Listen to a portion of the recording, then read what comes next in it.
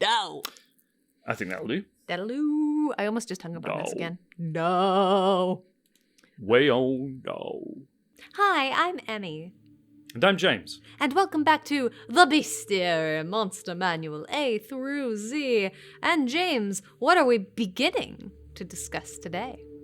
Well, you've never had a friend or enemy like these. It's genies. Creatures of the elemental planes. A genie is born or created, I suppose you could say, when the soul of a living being is somehow bound or combined with the material of one of the elemental planes: earth, fire, water, air, etc. So yeah, they're an odd bunch, but pretty fascinating. Yeah, they've got a lot of lore, and as such, when you meet one of these, it's a big deal. Mostly, actually, because they tend to reside upon the elemental plane of which they are created. So if you see one on the material plane, it's a super big deal. But yeah, they very rarely have any reason to be on the material plane. Unless they were bound there by a tricky wizard. Because genies are, in their many, many forms, to an extent defined by their pride, even arrogance in some cases. They see themselves as rulers, not the ruled. And while it is possible to manipulate a genie's sense of entitlement or greed, in some cases, to bribe or coerce them into service if you're a particularly sneaky wizard, they do not like it at all, and will do so only if they are either made to or if it serves them in some way. Yeah, and the former being the more common, simply because convincing a genie that you have something of worth to them is pretty hard. They're pretty powerful beings. They, as a note, are not connected to the soul that created them in any particular way. They might sort of look like it, but they don't typically have any attachments to this plane. So things that a lot of wizards can give them aren't really necessarily interesting. They do occasionally have kids with mortals, though. That's where we get the Genasi, which is a playable race in D&D. So might be a reason you're looking one of these up. But you got genie blood. No, it's in my blood. And genies, generally speaking, while they like to be worshipped, many will choose to keep slaves in great numbers. They don't have any kind of belief system of their own. They acknowledge the existence of gods, but don't worship them or really care about them in any way. In fact, some particularly powerful, noble genies might, incorrectly of course, believe themselves to be as gods. They are that powerful. And one of the kinds that may be so inclined because of their greed and arrogance is the first one we're going to look at, and the focus of today's episode is the Dao, the genies of the elemental plane of Earth. These ones are particularly nasty. They have a tendency towards evil. They are exceptionally greedy. They very much define themselves by their worth by what they can keep and collect and hoard. Very much have a sense of an entitlement to wealth being sourced from the plane of Earth. They have a particular fondness for precious metals, jewels, that sort of thing, minerals, to the extent that they will even grind up precious gems and sprinkle them over their food as a just gaudy and gratuitous display of wealth, which is, almost so, if you'll pardon my language, up their own arse as to be actually kind of endearing. But it's kind of funny you say that. They don't really, looking at the art, they don't really have... Well, they don't really have much of an arse to be up, do they? No, they don't.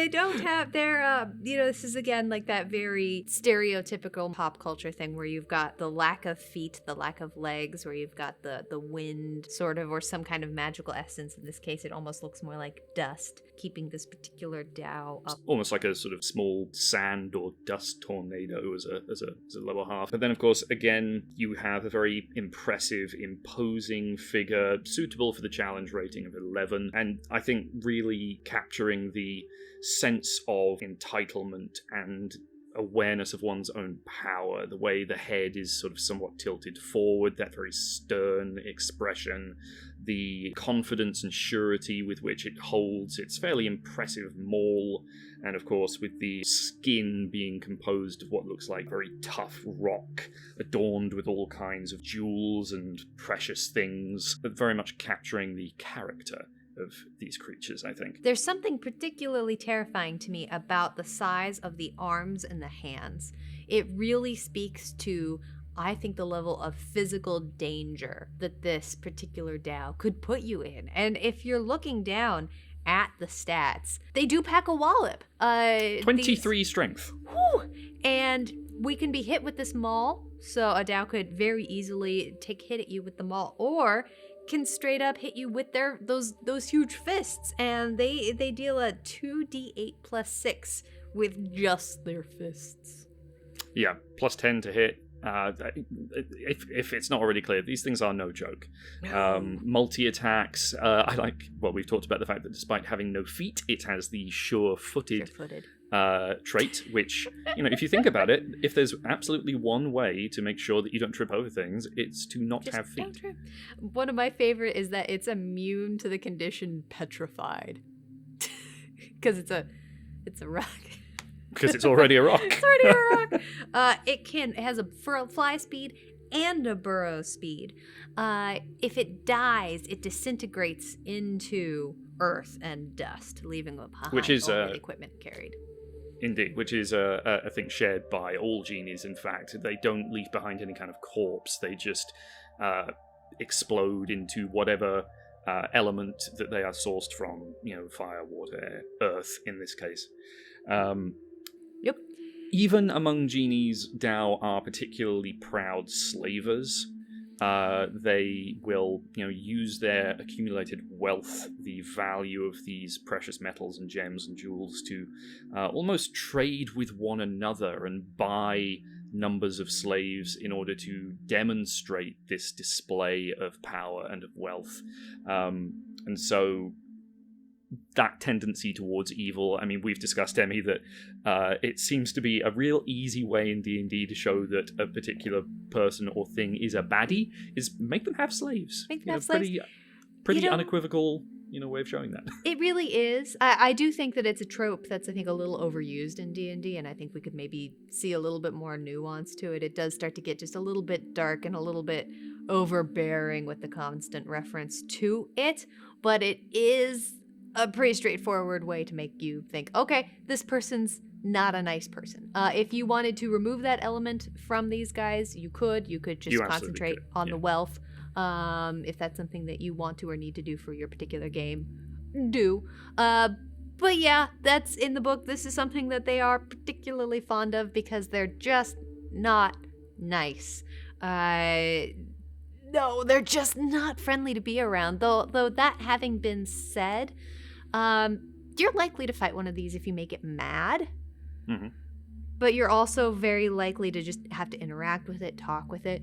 I mean, these guys, if you're meeting them on the material plane, they probably are mad. They're probably bound there. They might be bound there of their own volition, in which case they might be guarding something, or they're bound there not of their own volition, in which case they might actually ask you to help them escape or something like that.